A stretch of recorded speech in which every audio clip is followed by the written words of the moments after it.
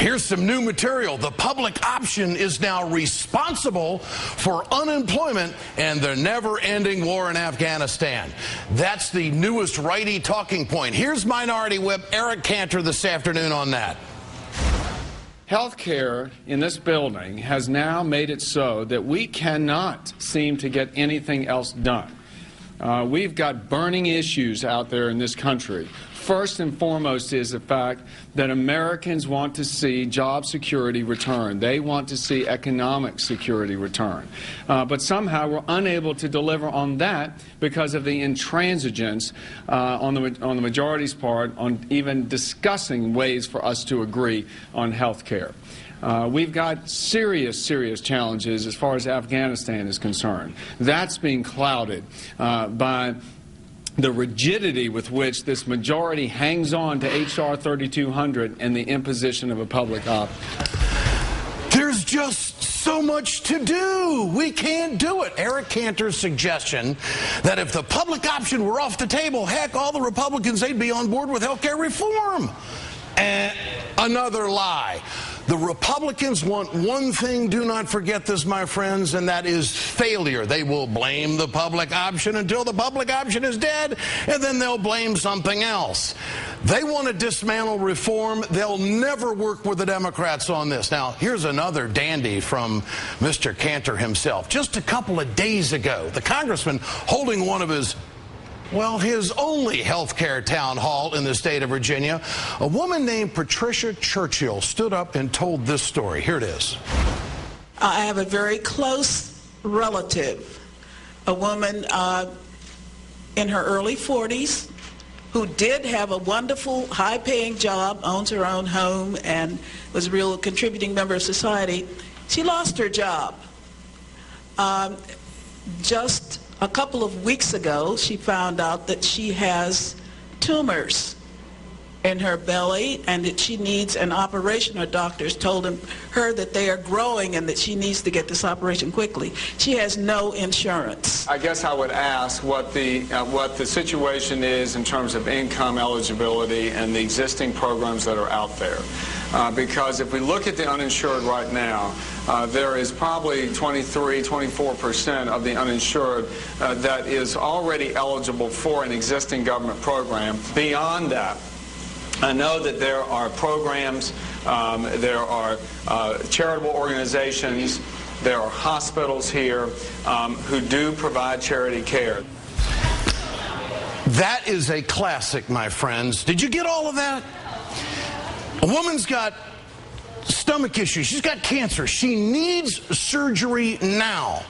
This is a classic because when you present the Republicans and the obstructionists with a real-life scenario, they don't have an answer.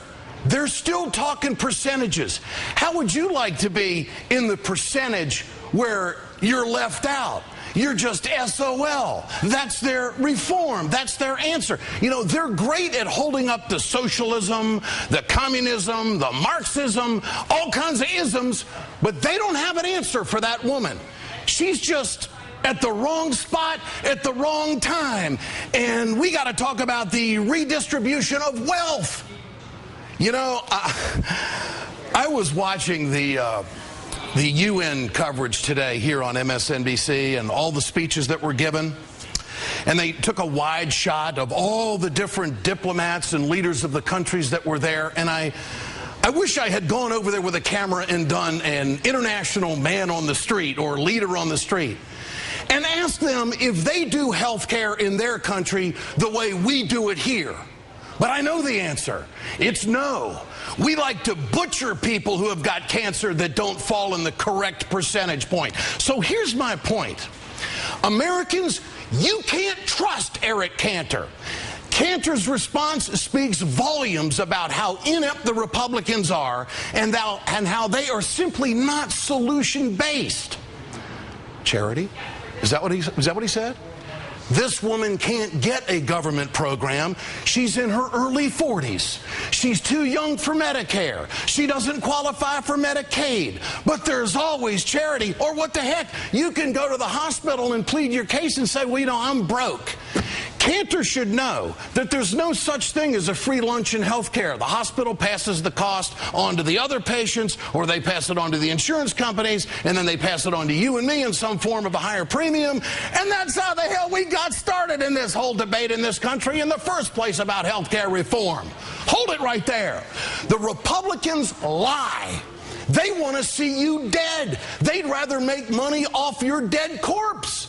They kind of like it when that woman has cancer and they don't have anything for her. That's how the insurance companies make money, by denying the coverage. My God, Democrats, what's wrong with you? You can't deal with these people at all. But it's socialism. But it's about taxes. Let's get to the larger issue here. Cantor thinks that there are more important issues than a life or death thing for that woman. You know, there's the pressing issue of amendments over on the Senate side that he hasn't said anything about, like, hey man, let's go after Acorn. What do you say we make sure we don't have any czars in health care reform? The folks on the Senate Finance Committee, they don't get it either. Here's Senator Olympia Snowe asking for what? The September stall again.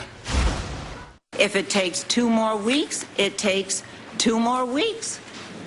I mean, we're talking about trillions of dollars in the final analysis. I do not understand it. What is the rush? What is happening in 2 weeks? Is there something happening in 2 weeks that we cannot wait? Is it the Columbus Day recess? What is it? Because I'm not quite clear. I want to do my job. And our job is to sit here and do it as long as it takes. Do it and watch people die. That's the Republican way. Why can't we delay? Senator Snowe, what part of this didn't you get? She has tumors in her belly and that she needs an operation. Her doctors told her that they are growing and that she needs to get this operation quickly. She has no insurance. 2 weeks matters a lot. Now, Olympia Snowe, I'm not wishing bad on you at all. But if you get cancer in your stomach, Senator Snowe, what I would like you to do is wait 2 weeks to see a doctor. Huh? You're telling them to suck it up? This is a moral issue. We've got to act on this now. There has got to be a cure for this woman in the greatest country on the face of the earth. Are we the greatest country on the face of the earth when it comes to health care? I don't buy that. I think we can do a lot better. And here's what the Republicans and all the righty talkers and all these psychos on TV do. What they do is they play to your fears as if somebody's going to come take something from you. The President of the United States is trying to make it right. And the Republicans are fighting him tooth and nail on this. Get your cell phones out. I want to know what you think about this. Should the Senate Finance Committee delay a vote on health care reform? Text A for yes, B for no to 622-639. We'll bring you the results later on in the show. A note about the Senate Finance Committee. They're going to take a break for dinner, and then they're going to come back, and they're going to vote on some more amendments. One of them, an amendment today, was to delay the vote. They wanted to delay the vote. Thank God we won that one 12-11. There probably will be a vote on Friday to stay on schedule there. Now, my passion on this just continues to grow and boil when I hear stories like that. What would you say to that woman if she was your next door neighbor? Hey, when's the funeral? What cemetery do you want? Or would you like to go next door to her and say, you got some hope. You got a chance at life. Because there is something for you, even though you lost your job and even though you've got cancer, this great country that those guys on Omaha Beach died for, and those guys in the big one in WW2 over in the Asian Theater died for. They never thought America would be like this. But you know what? The righties tell us, well, they support the troops. It is so convoluted. It is so wrong. This is not the country that I grew up in, and I'm willing to pay more. I'm in the top 2%. And let me remind all you wonderful viewers this.